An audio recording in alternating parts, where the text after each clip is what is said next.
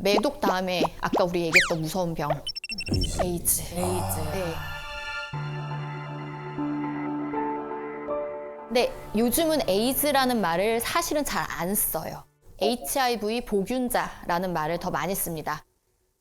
그 이유가 뭐냐면 에이즈를 일으키는 바이러스 이름이 HIV예요. 사람 면역 결핍 바이러스고 에이즈는 후천성 면역 결핍증인데 이 HIV가 들어와서 면역 세포를 막 죽여요.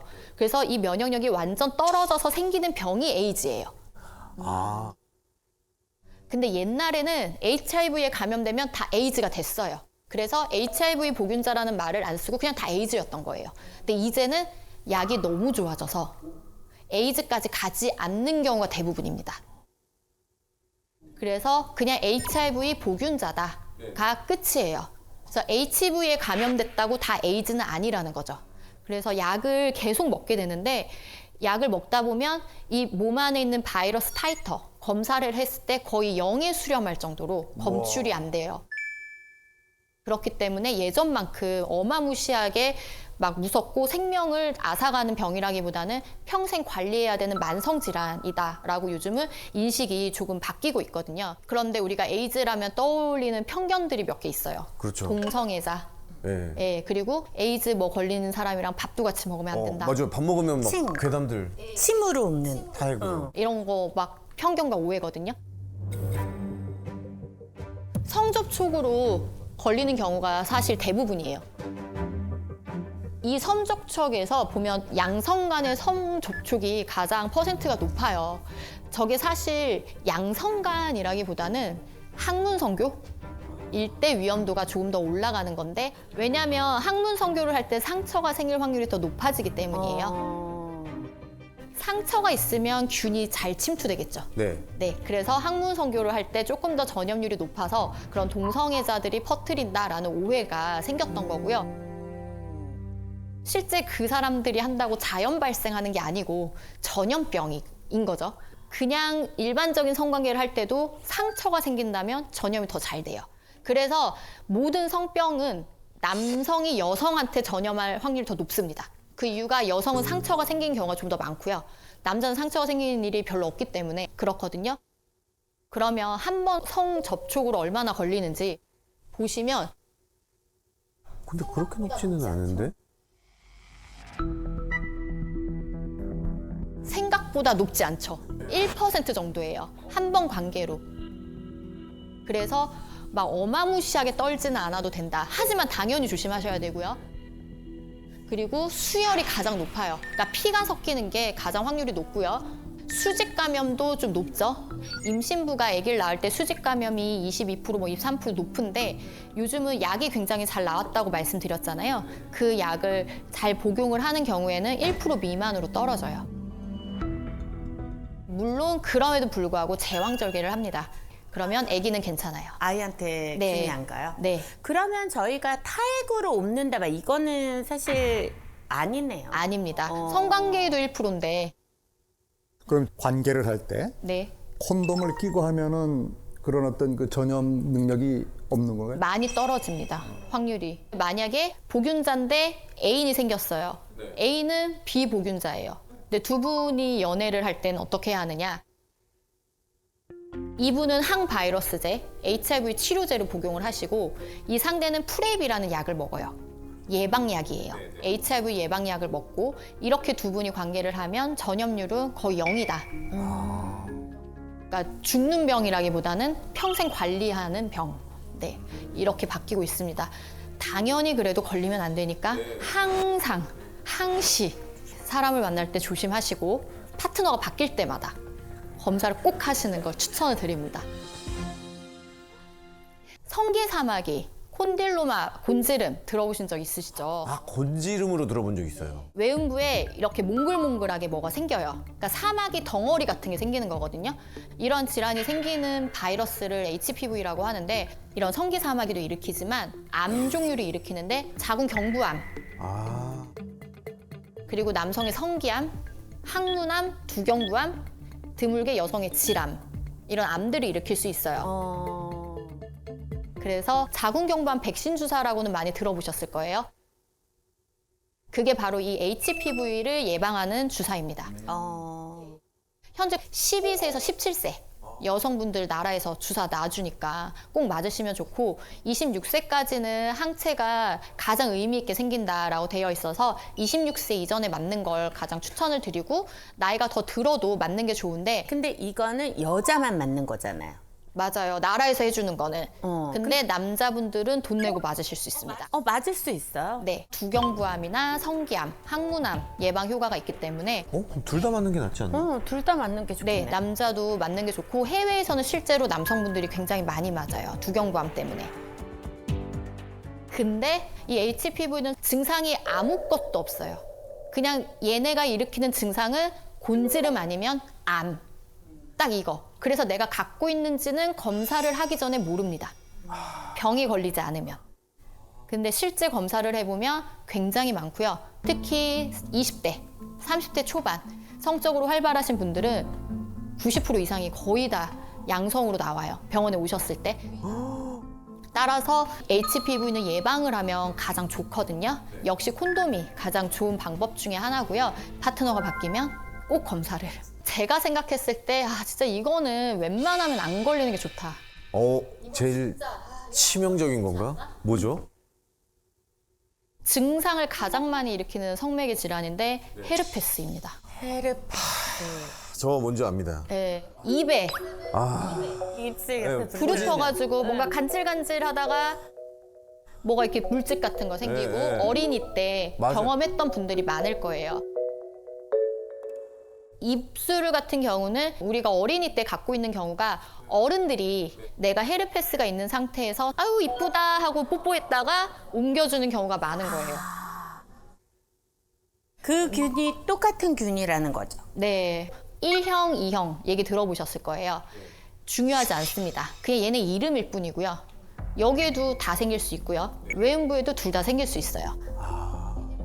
그러니까 그냥 단순하게 이렇게 생각하시면 돼요. 성 접촉이든 입술 접촉이든 병변이 있는 부위가 점막에 닿으면 옮는다 라고 생각하시면 돼요. 그래서 처음에 수포가 되고 궤양이 되는데 수포가 생기면 간질간질해요. 엄청. 간질간질하다가 나중에 이렇게 궤양을 만들거든요. 그러면 따갑습니다. 그래서 환자분들이 씻다가 밑이 너무 아파요. 물이 닿으면 이제 따가운 거죠. 그래서 병원에 오세요. 그래서 딱 보면 헤르페스. 어차피 제가 알기로는 이 헤르페스는 완치가 안 된다. 네, 맞아요. 한 번 걸리게 되면 신경절에 살아요. 신경절에 살아서 내가 면역력이 떨어질 때마다 기어 나와서 그 병변을 만드는데 우리가 항바이러스제를 복용을 하죠. 그럼 밖에 있는 바이러스는 죽어요. 그래서 그 병변은 없어지는데 신경절에 있는 바이러스는 안 죽어요. 그럼 어떻게 그 바이러스를 죽이는 방법이 없습니다. 그럼 갖고 평생 사는 거예요? 평생 사는 거예요.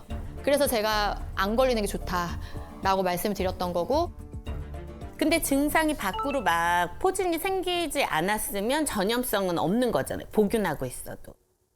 그거에 대해서 무증상 흘림이라는 게 있는데 그것도 아니네. 그것도 옮겨요? 네. 증상이 없고 밖에서 봤을 때 멀쩡한데도 전염이 되는 경우가 있거든요. 근데 사실 이거를 잘 살펴보면 전조 증상이 있어요. 처음에 수포가 되기 전에 바이러스들이 이제 여기 깔려 있잖아요. 근데 아직 수포는 안 생겨서 육아는 정상이에요. 하지만 이때 본인은 뭔가 그 부위가 뻐근하고 약간 근육통처럼 뭔가 거기 살이 아파요. 뭐 여기 팬티 라인 있는 이런 림프가 아프다던가 혹은 그쪽 다리가 저린 사람도 있고 사람마다 되게 달라요. 그래서 이런 전조 증상이 있을 때도 관계를 하지 않으시는 게 좋고 전조 증상이 있거나 수포 단계일 때 약을 먹으면 확 없어집니다. 아예 그럼 빨리 초기 진압이 중요하네. 네, 그러고 궤양이 됐을 때는 약을 아무리 먹어도 상처 자체가 피크를 찍고 회복하는 시간이 걸리기 때문에 그때 약이 별로 효과가 없어요. 그래서 자주 재발하는 분들은 그래서 아예 약을 드려요. 갖고 계세요. 그러고 전조 증상이 있을 때 긴가민가 해도 그냥 드세요. 아니어도 상관없으니까 그냥 드세요. 그렇게 해서 말씀드려요. 이렇게 들으니까 선생님 그 미팅 때 하셨던 그 질문이 저 마지막 성병 검사는 언제 해보셨어요? 이제는 필수적으로 서로에게 해야 되는 새로운 문화로 좀 자리를 잡아야겠네. 그쵸. 이게 계속 살펴볼 수가 없잖아요. 오히려 빨리 물어보는 게 더 좋네요. 그쵸. 그 올마도 아 네가 말한 게 이거였구나. 아 아프네. 약간 요렇게. 그래서 제가 항상 환자분들한테도 말씀드리는 게 성관계를 하는 게 쾌락만 쫓지 말아라. 쾌락만 쫓았을 때 이런 병에 걸리면 너무 속상하고 억울하고 현타가 오고 그렇게 되는 네. 거죠. 그래서 내가 한 행위에 책임을 질 수 있는 마음가짐도 성관계에 되게 중요하다. 그리고 흔히들 오해하시는 게 질염 막 이런 게 있다? 이런 분들은 오히려 성관계 질환이 아닙니다. 그냥 혼자 걸리는 게 많아요. 증상을 일으키는 질염은 사실 크게 두 개가 있어요. 사실 거의 이 두 개밖에 없어요. 하나는 세균성 질증이라고 해서 가르넬라 베지날리스라는 균에 의해서 걸립니다. 이 균이 질에 원래 살고 있는 균이에요. 그런데 원래는 좋은 균이 많고 잡균들이 그냥 이렇게 꾸질꾸질하게 있는데 얘들이 확 늘어난 거죠. 얘들이 확 증식하고 좋은 균이 밀려 나온 거예요. 이렇게 되면은 질내 환경이 완전히 바뀌게 되거든요. 그렇게 되면 증상이 냄새가 엄청 나요. 아, 원래 우리 냉은 냄새가 안 나요. 원래 냄새가 안 나는 게 정상이에요. 냄새가 난다? 그럼 병원에 가셔야 돼요. 그리고 노란색 냉이 나옵니다. 이 두 가지 증상이 세균성 질증이고 질내 밸런스가 깨져서 생긴 거다.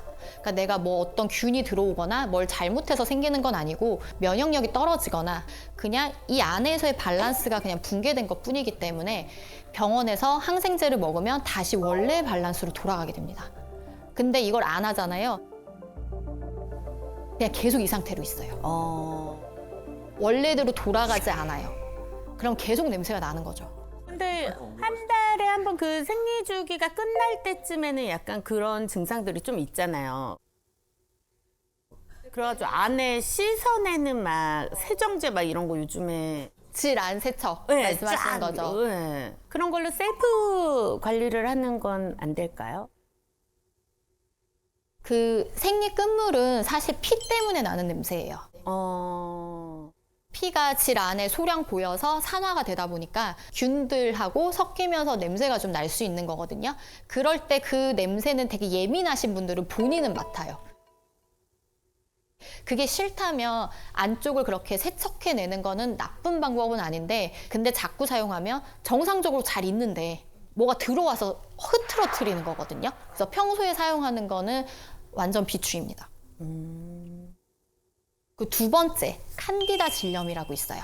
쉽게 곰팡이라고 많이 말을 하기도 하고요. 정확하게는 진균 감염인데요. 인터넷에 찾아보시면 치즈 덩어리 같은 분비물이 나오는 게 특징입니다라고 되어 있는데 실제 임상에서 보면 치즈 덩어리 같은 분비물이라기보다는 녹색이나 물 같은 냉이 속옷이 젖을 만큼 나오거나 약간 노란색의 납작한 그런 덩어리 같은 분비물이 나오는 게 칸디다 질염. 그리고 이게 나오면서 질 입구가 엄청 가려워요. 그런데 이 칸디다는 우리가 몸 안에 다 조금씩 가지고 있어요. 이런 피부 밑에도 다 조금씩 있고. 그런데 이렇게 자주 걸리시거나 하는 분들이 있는데 1년에 6번 이상 걸리면 저희가 만성 칸디다라고 하고요. 최근에 타이트하게 한 3번 걸려도 만성을 의심해봐라 라는 데이터가 있어요. 그래서 만성으로 걸리시는 분들은 이게 몸에 많은 거겠죠. 많고 면역력이 떨어져 있는 거예요. 이런 경우에는 만성에 준한 치료를 따로 하셔야 됩니다. 그리고 또 막 성관계 할 때마다 이거 걸린다. 그래서 막 남자친구한테 옮은 것 같다. 이렇게 또 병원에 와서 말씀하신 분들이 계시는데 관계하고 나서는 일시적으로 분비물도 나오고 뭔가 냄새도 나는 것 같고 질염인가? 이렇게 오해하신 경우가 많아요. 근데 콘돔을 쓰지 않고 하는 성관계에서 남성의 쿠퍼액이 여성의 질 안에 다 고여 있게 됩니다.